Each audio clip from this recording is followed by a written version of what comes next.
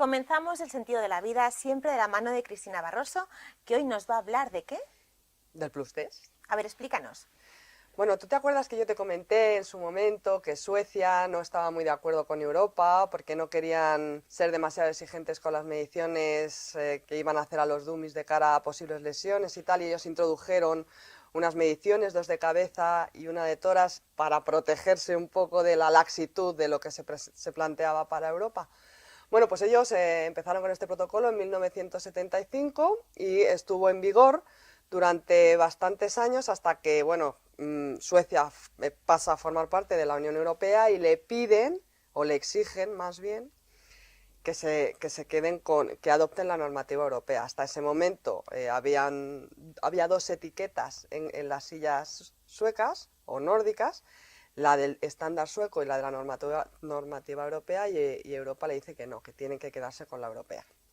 Los suecos, en ese momento se hacen los suecos. Pero en el año 2008 ya Tommy Peterson, que es el responsable del laboratorio VTI y el creador del Plus Test, recibe una llamada por parte del ministerio y le dicen: Tommy, hasta aquí hemos llegado. ¿Qué ocurre? Pues que en ese momento él se lleva un palo muy gordo, él cuenta, y además te lo cuenta, que se encerró en su despacho durante horas con las manos, o sea, con la cabeza entre las manos, diciendo: ¿cómo puedo yo resolver esto para que se nos viene encima, ¿no? Entonces, después de varias horas y cabreos mediante, llega a la conclusión de que la mejor solución para esto es hacer una normativa voluntaria. Bueno, y esa normativa voluntaria se medirían otras cosas, porque ya tenían herramientas para medir otras cosas, y lo llamaría de otra manera. Y bueno, su nombre fue el Plus Test. Y lo más importante, y quiero matizarlo y recalcarlo, es que es una normativa, Diana, una normativa de carácter voluntario, pero normativa. ¿Por qué? Porque una normativa tiene que ser objetiva, transparente, repetible y reproducible. Los avances en ciencia solo se consiguen haciendo las cosas de forma transparente, compartiendo unos resultados con los demás que no dependen de las personas que realizan los ensayos. Cuando se asumen que esos resultados son correctos, entonces se adoptan, pero la única manera de asumir eso es haciendo el mismo ensayo en repetidas ocasiones y llegando a las mismas conclusiones. Eso es repetibilidad. Y por supuesto, esas conclusiones o esos ensayos no pueden estar condicionados por un único laboratorio, se tienen que poder reproducir en cualquier laboratorio oficial de cualquier parte del mundo. Eso es una normativa. Otro ejemplo de normativa, no exigible por ley para comercializar el producto, pero sí exigible por Euro NCAP, pues la propia normativa Euro NCAP. Es un error pensar, si es que alguien lo piensa, que cuando Euro NCAP publica un coche con 3 o 4 estrellas, el fabricante de ese coche se lleva una sorpresa. No, el fabricante de ese coche ha elegido las estrellas que quiere sacar en su coche. ¿Por qué? Exactamente por lo mismo, porque el protocolo es transparente, las exigencias son objetivas, es repetible y es reproducible, de manera que el fabricante puede hacer, bueno, pues un estudio de costes-beneficios y decidir: bueno, pues este coche va a salir con 3 estrellas, pero va a salir a un precio inferior y voy a tener esta cuota de mercado.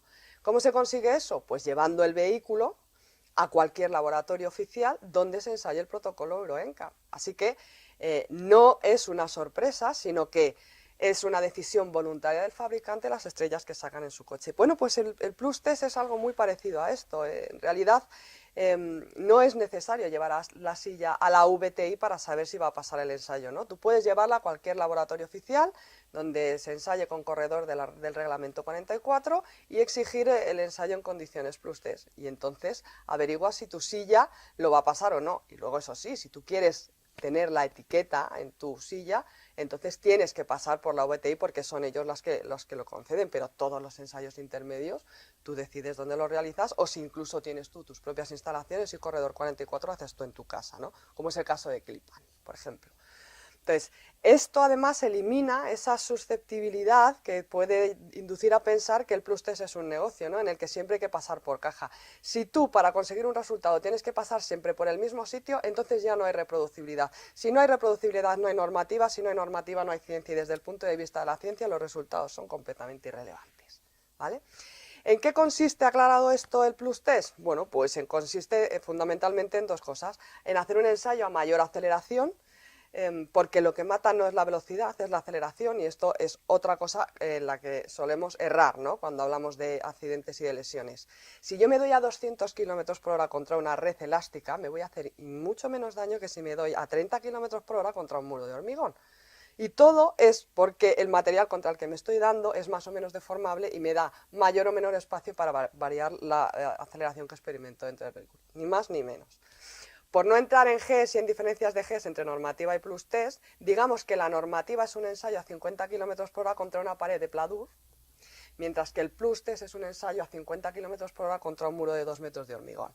Entonces todo el mundo puede entender que el segundo ensayo es mucho más fuerte.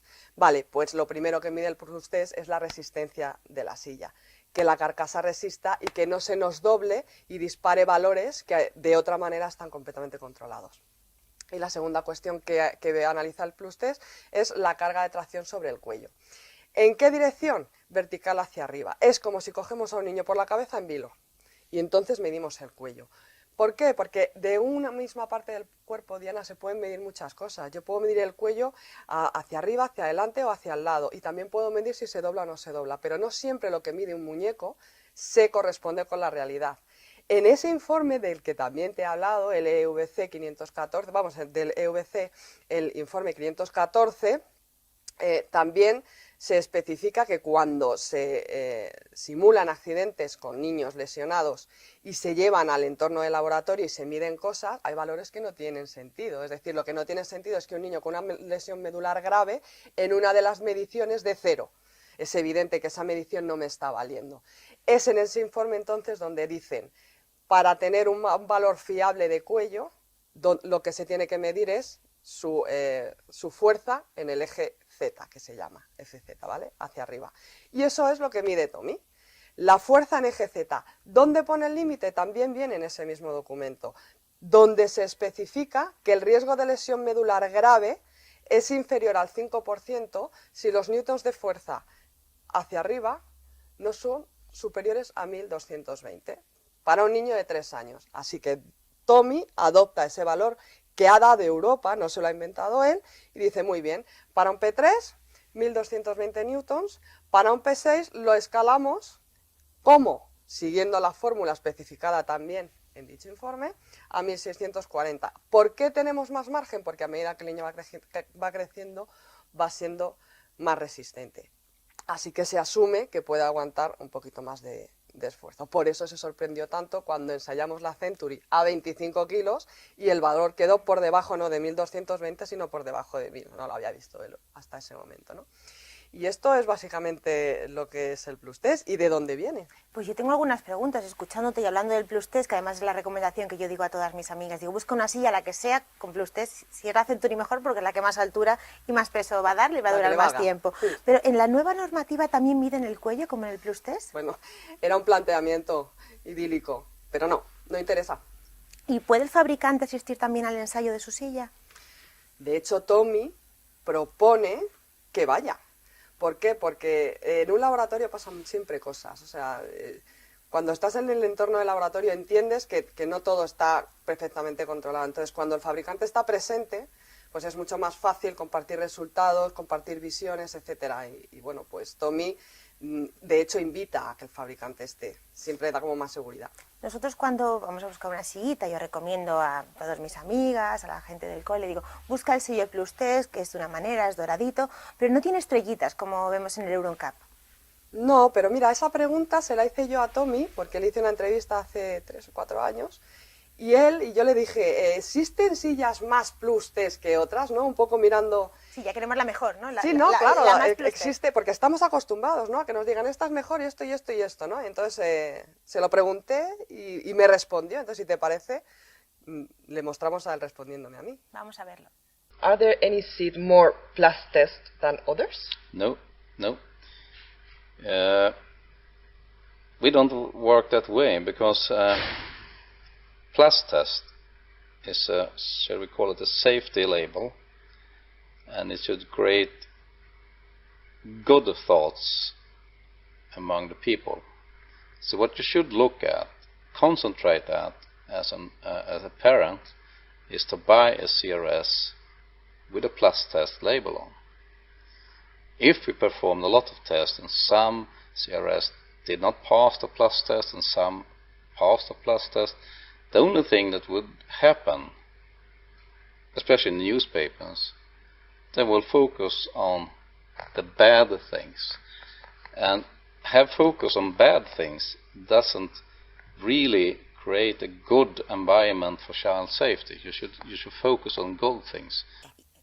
Otra duda de las que yo tengo es ¿por qué la VTI no publica aquellas sillas que no han pasado el plus test? Porque esto va de acompañar al fabricante, esto va de avanzar en ciencia y no se puede avanzar en ciencia si tú criticas a la gente o si la sometes a un escarnio público, ¿no? Entonces, desde la VTI lo que dicen es, este es el camino que tienes que seguir, este es el que nosotros proponemos, aquí están nuestros resultados, pero tú eres libre de seguirlo o no. ¿Que lo sigues? Aquí está tu premio. Y hombre, yo creo que premiar es siempre mejor que castigar. En este programa estamos siempre en contra de los castigos, estamos claro, siempre contra por el eso es en todo, no es solo en el tema de la silla, se consiguen muchas más cosas premiando que castigando, y desde el punto de vista de la ciencia pues es importante eso, que la gente se pueda equivocar, ensayo y error, ¿no? Pues terminamos con eso, vamos a avanzar en ciencia, vamos a seguir la física y vamos a salvar a los niños. ¿Y cómo? A contramarcha.